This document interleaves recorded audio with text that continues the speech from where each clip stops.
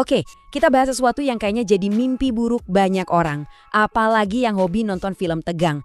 Gimana sih rasanya? Dan apa yang harus dilakuin kalau amit-amit kita kejebak di lift? Coba deh, bayangin skenarionya. Kamu lagi mau interview kerjaan impian. Atau mungkin mau presentasi penting banget di depan bos.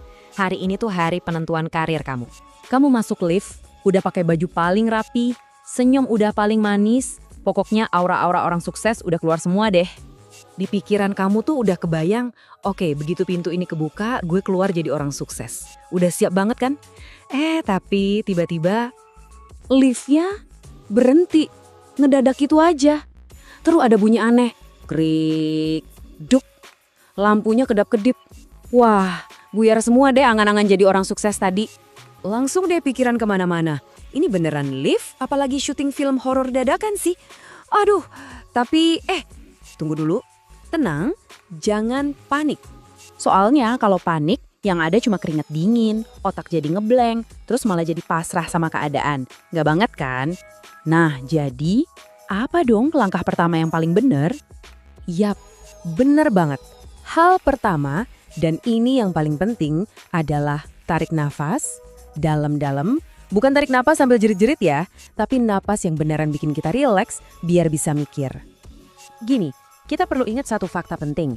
Lift zaman sekarang tuh udah canggih banget dan super aman loh. Ada banyak rem darurat, terus kabel bajanya tuh ada beberapa, dan satu kabel aja tuh udah kuat banget buat nahan beban lift. Jadi kemungkinan lift jatuh bebas kayak di film-film itu kecil banget beneran deh, ini bukan sinetron. Makanya reaksi-reaksi pertama yang kayak gini nih, mending dihindari. Nangis kejer, teriak mama, atau yang paling parah malah update status, guys doain aku ya. Duh, dramanya nanti dulu ya. Oke, kalau napas udah mulai teratur, pikiran udah adem, baru deh kita bertindak. Sekarang kita masuk ke langkah selanjutnya. Gimana cara minta tolong yang bener? Coba deh lihat di panel lift, pasti ada tombol darurat.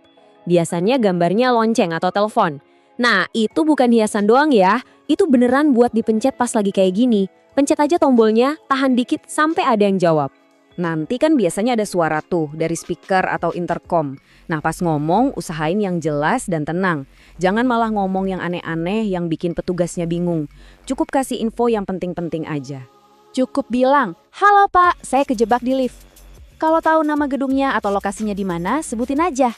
Nah, kalau mau nambahin sedikit humor biar nggak tegang-tegang amat, boleh juga sih bilang, saya masih hidup pak, masih sadar. Dan yang terpenting, cicilan masih banyak. Oke, sekarang kita bahas skenario yang paling horor. Skenario yang paling kita takutin. Tapi inget ya, ini tuh super duper jarang terjadi. Kemungkinannya kecil banget. Cuma ya buat jaga-jaga aja. Gimana kalau liftnya beneran jatuh? Pasti yang pertama kepikiran, waduh kelar deh hidup gue. Gitu kan? Tapi tunggu dulu. Jangan langsung pasrah. Masih ada kok yang bisa kita lakuin buat memperbesar peluang kita selamat. Ini nih yang paling krusial. Jangan pernah coba-coba loncat pas lift mau nyampe dasar. Itu cuma mitos film ya. Logikanya aja deh. Itu malah bikin benturannya makin kencang dan cedera kita bisa lebih parah. Jadi, jangan. Terus posisi paling aman gimana? Gini, berdiri yang stabil, kakinya dibuka dikit biar seimbang. Lututnya agak ditekuk jadi kayak per gitu, buat nyerap guncangan. Terus pegangan yang kenceng ke dinding atau railing yang ada.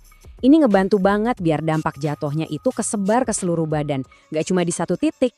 Nah, selain apa yang harus dilakuin, ada juga nih hal-hal yang haram hukumnya buat dicoba.